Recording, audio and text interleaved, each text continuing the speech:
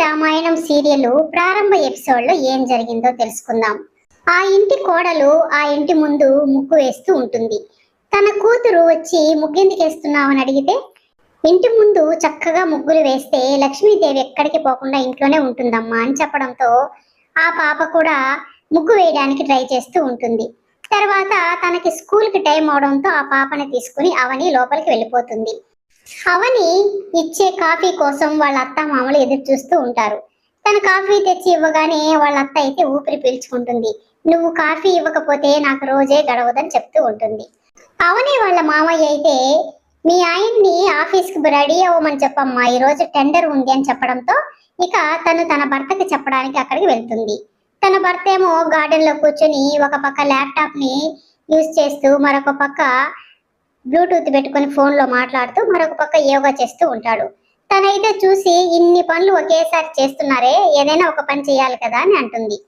అందరిలాగా ఒక పని చేస్తే నా ప్రత్యేకత ఏముంది అని అతను అంటూ ఉంటాడు. అవని భర్త పేరు అక్షయ్. అక్షయ్కి ఇద్దరు తమ్ముళ్ళు ఉంటారు. పెద్ద తమ్ముడి పేరు శ్రీకర్, అతను లాయరు. రెండవ తమ్ముడు కమల్, అతను ఇంటి పనుల్లో చేదోడు వాదోడుగా ఉండడమే కాక వాళ్ళ పెద్దన్నకి బిజినెస్ లో సహాయం చేస్తూ ఉంటాడు. అక్షయ్ వాళ్ళ నానమ్మ ఆ ఇంట్లోనే ఉంటుంది. కానీ తనకి అవని అంటే పడదు. తను చేసే ప్రతి పనిలో తప్పులు వెతుకుతూ ఏదో ఒకటి అంటూ ఉంటుంది. అది పాపము అవని బాధపడుతూ ఉంటుంది ఆ మాటలకి. అక్షయ్ తన చిన్న తమ్ముడైన కమల్ తీసుకుని టెండర్ వేయడానికి బయలుదేరుతూ ఉంటే అవని వాళ్ళ అత్తయ్య అవనిని ఎదురు రమ్మని చెప్తుంది. తను ఎదురొచ్చి వాళ్ళు వెళ్ళేటప్పటికి అక్షయ్ వాళ్ళ నాన్నమ్మేమో, నువ్వు ఎదురొచ్చావంటే ఆ టెండర్ వస్తాదో రాదో అని అపశప్తునపు మాటలు మాట్లాడుతుంది. అక్షయ్ కమలు కారులో టెండర్ కోసం వెళ్తూ ఉంటే మధ్యలో దుండగులు అడ్డగించి వాళ్ళని కొడుతూ ఉంటారు. ఇక్కడేమో టెండర్ దగ్గర చక్రధర్ అనే అతను టెండర్ ని తొందరగా మొదలు పెట్టమని అంటూ ఉంటాడు. వాళ్ళేమో అక్షయ్ వచ్చిన తర్వాతే మనం టెండర్ ని మొదలు పెడతామని వాళ్ళు చెప్పడంతో ఇక ఇతనైతే అంటే చక్రధర్ అయితే ఇలా అనుకుంటాడు, ఆ అక్షయ్ వస్తే నాకు టెండర్ రాదని తెలుసు, అందుకే వాడిని రానియకుండా చేశాను అని తను అనుకుంటూ ఉంటాడు.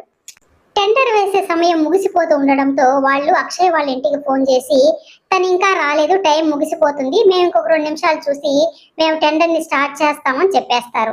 ఇక ఇంట్లో వాళ్ళైతే కంగారు పడుతూ ఉంటారు.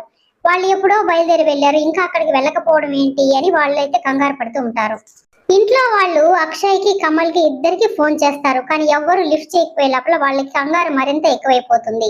ఆ రౌడీల బారి నుంచి తప్పించుకొని అక్షయ్ కమల్ ఇద్దరు టెండర్ సమయం ముగిసే లోపల వచ్చి టెండర్ వేసి ఆ టెండర్ ని వాళ్లే దక్కించుకుంటారు. తర్వాత ఇంట్లో వాళ్ళందరూ అక్షయ్ కమల్ గాయాలను చూసి కంగారు పడుతూ ఎవరిలా చేసింది అని అడగడంతో వాళ్ళు ఆ చక్రధరే ఇదంతా చేశాడు అని కమల్ చెప్పడంతో ఇక కమల్ వాళ్ళ నానమ్మ అయితే బాధపడుతూ ఉంటుంది. వాడు నా అల్లుడు అని చెప్పుకోవడానికి నేను సిగ్గుపడుతున్నాను అని తనంటూ ఉంటే కమల్ వాళ్ళ నాన్న కూడా, వాడు నా చెల్లెలి భర్త అని చెప్పుకోవడానికి నాకే చాలా షేమ్గా ఉంది అని తను కూడా బాధపడతాడు. అక్షయ్ వాళ్ళ తమ్ముళ్ళిద్దరూ చక్రధర్ మీద కేసు పెట్టడానికి వెళ్ళబోతూ ఉంటే అవని ఆపి, మీరు ఇలా చేస్తే 2 కుటుంబాల మధ్య గొడవలు పెరుగుతాయే కానీ తగ్గవు అని వాళ్ళని వెళ్ళనీయకుండా చేస్తుంది. తర్వాత అవని వాళ్ళ మామయ్య బాధపడుతూ ఉంటే అవని వాళ్ళ మామయ్య దగ్గరికి వెళ్ళి, ఈ గొడవలు ఇంకా పెరగకుండా మన 2 కుటుంబాలు కలిసే విధంగా ఏదైనా చెయ్యండి మామయ్య అని చెప్పడంతో అతనైతే బాధపడుతూ ఉంటాడు. ఎప్పుడో 25 సంవత్సరాల క్రితం జరిగిన దాన్ని మనసులో పెట్టుకుని ఇంకా మన కుటుంబం మీద కక్ష సాధిస్తూ ఉన్నాడు.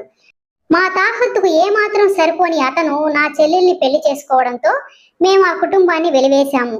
అప్పటి నుంచి నాకంటే ఎక్కువ సంపాదించి ఎక్కువ స్థాయిలోకి రావాలని ప్రయత్నం చేసి ఎదిగాడు. కానీ అది నాకు సంతోషమే.